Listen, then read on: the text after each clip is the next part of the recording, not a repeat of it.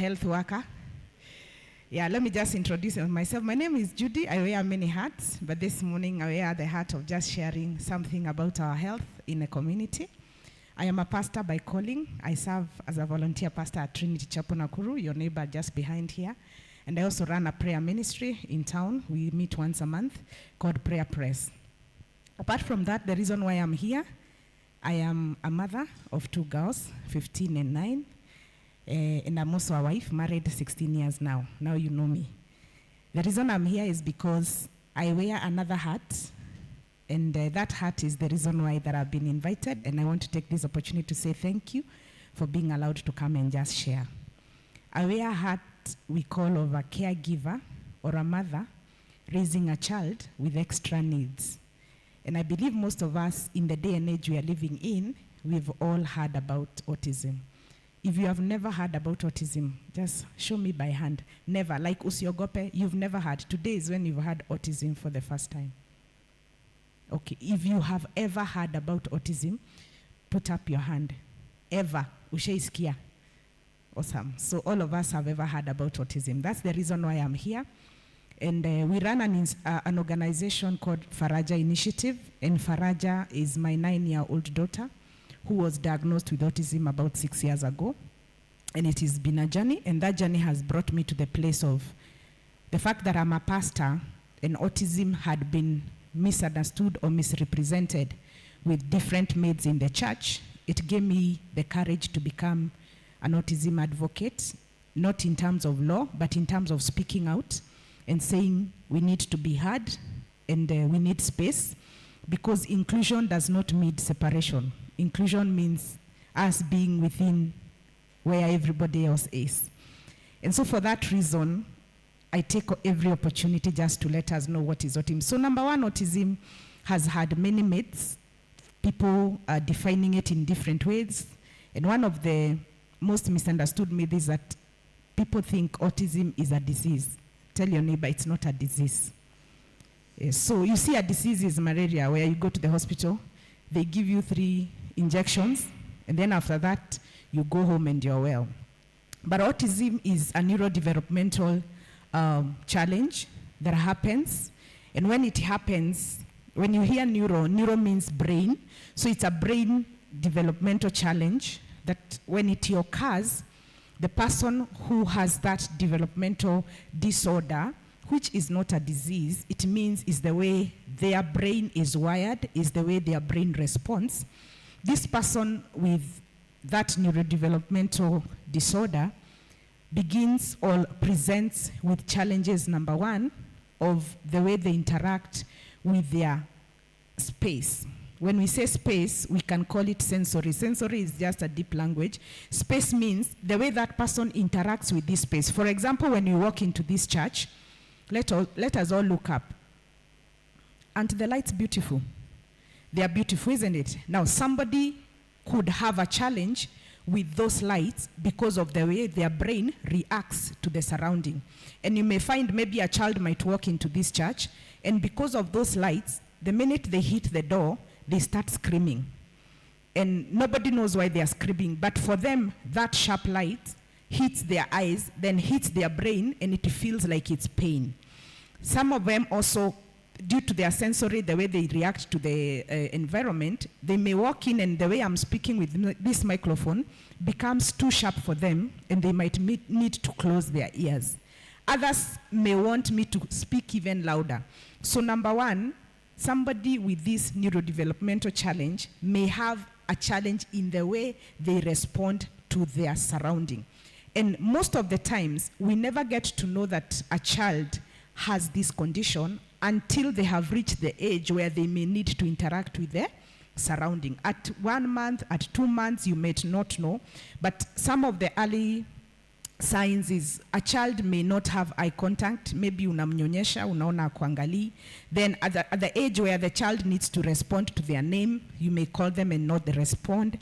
And then sometimes you may find that children get repetitive behavior. I don't know whether you've seen children that maybe they like clapping, they like spinning, they like walking back and forth, they like carrying things in their hands. you find that a child has a repetitive behavior. That is an action to show there could be a neurodevelopmental challenge somewhere. The other one that is most common is delayed language. So this neurodevelopmental challenge also, it may present with delayed language, but not all children with this challenge have delayed language. Some actually have language very early and they remain fluent in their language, but others may have delayed language, which becomes also a challenge. The other challenge they have is the social differences in terms of they may not be able to play with other children. They may not be able to interact with other children freely. They may not be able also to express themselves. If they want to play a certain game, they do not know how to tell the other children, I want to play with you. Of course, they struggle with conversation because when we are talking, they may not really follow what we are saying, so they tend to not want to say anything. Some may have language but not be able to understand the way you speak. So it's the way their brain responds. So tell your neighbor, shika hapa na ushike vizuri. Autism si ugonjwa. Ni vile brain imetengenezwa na Mungu. Tell them that. Oh, I'm speaking Swahili in an English service, but allow me, I just need you to understand that. So then, what are some of the myths that surround autism, especially in church? Number one, the biggest myth is that the child is demon possessed. Many times you will find church settings and you will find parents and mothers being told you need to take your child for prayer because this could be a spiritual attack. Others could be told this is a curse because of what you did or because of what was not done. Others may be told it's because so-and-so ate your diary and they did not or do all those things. These are some of the myths that actually surround us in the church. And the reason why I like speaking in the church setting is because I've had people being asked by pastors to bring seeds of hundreds of thousands so that they can pray for their children to be normal. Tell your neighbor, the children with autism are not abnormal. In fact, we are the ones who are abnormal. For them, their brain works differently from our brain. So for us to understand them, we need then to enter into their world. So what can the church do to make it better for parents? Number one, accept the child and the parent without judging. Accept the child and the parent without judging. Not like, that is the son of so-and-so.